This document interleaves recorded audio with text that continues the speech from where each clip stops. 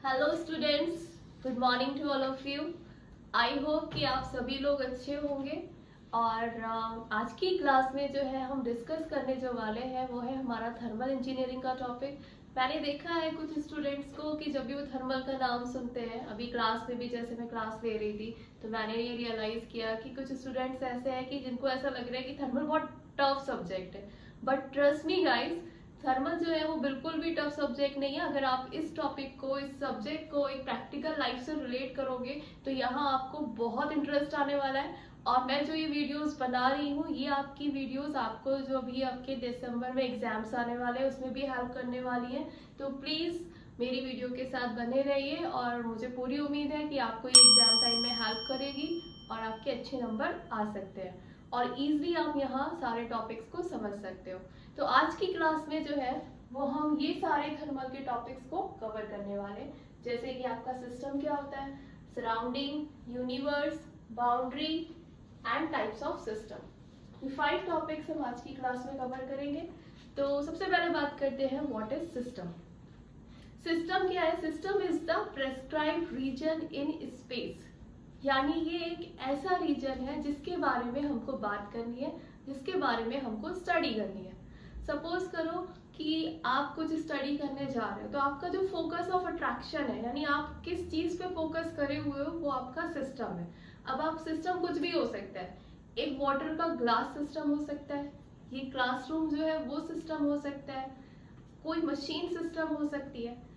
कहने का मतलब ये है कि ऐसी कोई भी चीज जिसके बारे में आप बात करने जा रहे हो, जिसकी आप स्टडी करने जा रहे हो कि इसकी प्रॉपर्टीज कैसी हैं, इसका फिजिकल अपीयरेंस कैसा है, ये कैसे बना हुआ है, या इसकी और क्या क्या कैरेक्टरिस्टिक्स है, तो वो आपका सिस्टम कहलाएगा।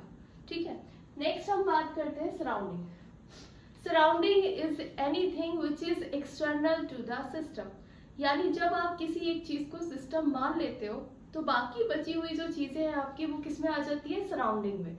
सपोज करिए कि अगर आपका ये जो क्लासरूम है जहां आप पढ़ रहे हो, ये क्लासरूम अगर आपका सिस्टम है तो इसके आसपास की जितनी भी चीजें होंगी वो आपकी क्या कहलाएंगी? सराउंडिंग।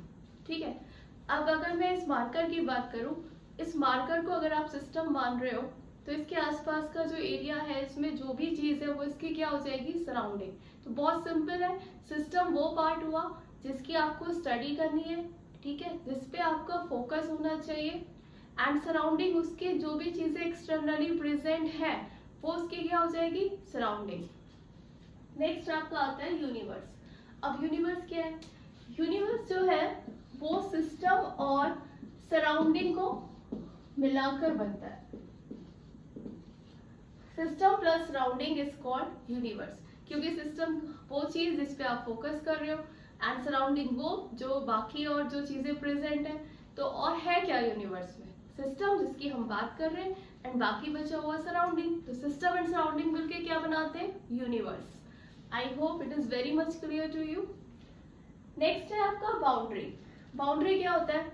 बाउंड्री एक सेपरेशन लेयर होती है किनके बीच में? सिस्टम और सराउंडिंग के बीच में।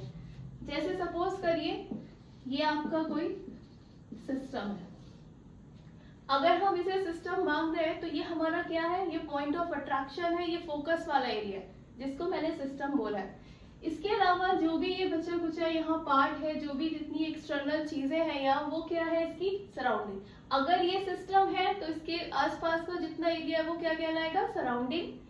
अब कोई ना कोई चीज ऐसी तो होगी ना जो सिस्टम को सराउंडिंग से सेपरेट करे। अगर ये सिस्टम है, ये सराउंडिंग है, तो इन दोनों के बीच में एक ऐसी चीज होनी चाहिए जो इन दोनों को आपस में एक दूसरे से अलग कर रही है। तो वो क्या है? वो ही बाउंड्री है।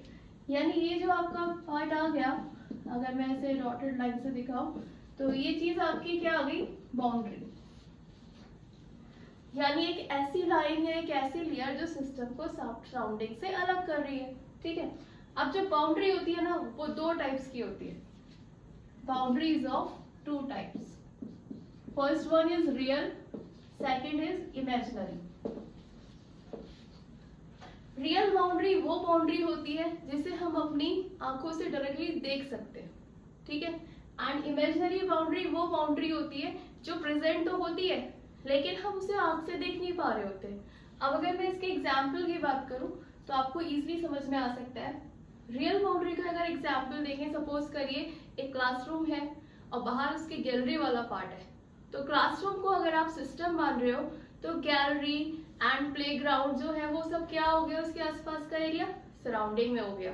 ठीक है, अब जो चीज सिस्टम को सराउंडिंग से अलग कर रही है वो बाउंड्री है। अब बाउंड्री के तौर पे यहाँ पर क्या है, यहाँ पर वो वॉल्स है, यानी जो दीवारें हैं वो आपके क्लासरूम को, सिस्टम को बाकी और चीजों से अलग कर रही है। तो जो वॉल्स आ गई आपकी वो क्या हो गई, बाउंड्री। और वॉल्स को आप देख पा रहे हो, यानी दीवारों को देख पा रहे हो ना, तो ये कैसी बाउंड्री हुई, रियल बाउंड्री हुई। ठीक है, नेक्स्ट आपका है इमेजिनरी बाउंड्री। अब इमेजिनरी बाउंड्री को समझने के लिए हम कंसिडर करते हैं, सपोज करिए आपके पास एक ग्लास है, उस ग्लास में आपने हाफ लेवल तक उसके वाटर को फिल कर रखा है, यानी आधे ग्लास में आपने पानी भरा हुआ है और उसके आधे पोर्शन में आपने कोई ऑयल भरा हुआ है। तो ये क्या हुआ, अगर आप इसको सिस्टम मान रहे हो पूरी ग्लास को, तो आप ये देखोगे कि अगर आपने आधा पानी भर रखा है और आधे में ऑयल भर रखा है तो आपको ग्लास में पूरा लिक्विड तो फिल दिखाई देगा, बट जहां पानी एंड हो रहा है और ऑयल स्टार्ट हो रहा है वहां पर एक इमेजिनरी बाउंड्री बन जाती है। वाटर और ऑयल मिक्स नहीं होते एक साथ। ठीक है, वो उसके ऊपर ही फ्लो करेगा, वाटर और ऑयल ऊपर ही फ्लो करेगा, वाटर और ऑयल हमेशा एक दूसरे से सेपरेट रहेंगे। तो यानी ये दोनों जो फ्लूइड है वो आपस में क्या बना रहे हैं, एक सेपरेशन लेयर बना रहे हैं। तो वो जो सेपरेशन लेयर है वो क्या है, वो आपकी इमेजिनरी बाउंड्री है जो एग्जिस्ट तो करती है लेकिन हमें वो दिखती नहीं है, बट वो एग्जिस्ट कर रही है। तो रियल बाउंड्री वो जिसे हम इजीली देख सकें, एंड इमेजिनरी बाउंड्री वो होती है जिसे आप देख तो नहीं पाते हो अपनी आंखों से, बट वो रियलिटी में एग्जिस्ट करती है। ठीक है, नेक्स्ट आपका आता है टाइप्स ऑफ सिस्टम। सिस्टम की बात कर ली हमने, सराउंडिंग की बात कर ली, यूनिवर्स की बात कर ली, बाउंड्री की बात कर ली। अब हम डिस्कस करेंगे कि सिस्टम कितने टाइप के होते हैं। सिस्टम जो है वो आपका 3 टाइप के होते हैं मेनली, जैसे कि आपका first one is open system. पहला क्या होता है, ओपन सिस्टम। नेक्स्ट होता है क्लोज सिस्टम और थर्ड वन होता है आपका आइसोलेटेड सिस्टम। अब जल्दी से इन तीनों सिस्टम्स के बारे में जान लेते हैं, इन तीनों में क्या क्या डिफरेंस है। तो पहले हम बात करेंगे ओपन सिस्टम की। तो ओपन सिस्टम एक ऐसा सिस्टम होता है जिस सिस्टम में एनर्जी और मास, मेरे वर्ड्स पे ध्यान दीजिएगा, 2 चीजें हैं, एनर्जी एंड मास, यानी एनर्जी और मास का ट्रांसफर अगर सिस्टम से सराउंडिंग के बीच में, सिस्टम और सराउंडिंग के बीच में एनर्जी एंड मास का ट्रांसफर हो रहा है तो वो सिस्टम आपका क्या कहलाएगा, ओपन सिस्टम। जैसे यहां पर एनर्जी एंड मास दोनों क्या कर रहे हैं, दोनों ट्रांसफर हो सकते हैं। ठीक है, नेक्स्ट है आपका क्लोज सिस्टम। क्लोज सिस्टम ऐसा सिस्टम होता है जिसमें सिर्फ आपकी एनर्जी ट्रांसफर कर सकती है, यानी अगर एक चीज सिस्टम है और बाकी सराउंडिंग है तो उन दोनों के बीच में क्या है, सिर्फ एनर्जी का ट्रांसफर पॉसिबल अगर है और मास ट्रांसफर पॉसिबल नहीं है तो वो सिस्टम आपका कहलाएगा क्लोज सिस्टम। ठीक है, तो यहाँ हम लिख देते हैं कि इसमें सिर्फ क्या ट्रांसफर हो सकती है, एनर्जी। नेक्स्ट है आपका आइसोलेटेड सिस्टम। आइसोलेटेड सिस्टम एक ऐसा सिस्टम होता है जिसमें ना तो मास और ना ही एनर्जी, मैंने दोनों वर्ड्स बोले, मास एंड एनर्जी, दोनों में से कोई भी चीज ट्रांसफर नहीं हो सकती, कहां से कहां, between the system and the surrounding. तो यहाँ आप क्या कह सकते हो कि एनर्जी और मास दोनों में से कोई भी चीज ट्रांसफर नहीं हो सकती। ओपन के केस में एनर्जी एंड मास दोनों ट्रांसफर हो सकते हैं, क्लोज के केस में एनर्जी ट्रांसफर हो सकती है, मास ट्रांसफर नहीं होगा, एंड आइसोलेटेड के केस में एनर्जी एंड मास दोनों में से कोई भी चीज ट्रांसफर नहीं होगी, कहां से कहां, between the system and the surrounding. अगर हम इसके एग्जांपल्स की बात करें तो ओपन सिस्टम का एग्जांपल क्या हो सकता है, आप में से कोई बताएगा मुझे? जो भी लोग वीडियो देख रहे हैं तो वो थोड़ा सा माइंड पे जोर डालें और उस एग्जाम्पल को अपने माइंड में सोचें, तो आपको आपका आंसर खुद ही मिल जाएगा। ठीक है, चलिए कोई बात नहीं, अभी मैं ही बता देती हूँ। अभी आप मेरे से कनेक्ट नहीं है लेकिन आप मेरी वीडियोस देखेंगे तो मैं चाहती हूँ कि आपको थोड़ा माइंड पे प्रेशर डालना चाहिए और जो मैंने बताया है उसको आपको रियल लाइफ से जो है वो जोड़ना चाहिए, और उसके बाद जब आप इसे जोड़ोगे तो आपको चीजें बहुत प्रैक्टिकली समझ में आने लगेंगी। ठीक है, अब सपोज करिए ये हमारे पास एक बॉटल है, मैंने इस बॉटल को क्या कंसिडर किया, एक सिस्टम। मेरे लिए ये सिस्टम है, मेरे लिए ये फोकस है मेरा। ठीक है, तो जिस भी चीज की हम बात कर रहे हैं वो ये सिस्टम है, इसके आसपास का जो भी एरिया हो गया वो सराउंडिंग में आ गया। तो आपको सिस्टम और सराउंडिंग बहुत अच्छे से क्लियर हो गया होगा, और सिस्टम और सराउंडिंग मिलके क्या बन गए, यूनिवर्स बन गए। और जो चीज सिस्टम को सराउंडिंग से अलग कर रही है वो क्या हो गई, बाउंड्री हो गई। मुझे लगता है ये सारे टॉपिक्स क्लियर हो गए होंगे। अब बस हम फाइनली आज की वीडियो में जो है वो सिस्टम के एग्जांपल्स की बात और कर लें, उसके बाद क्लोज करते हैं।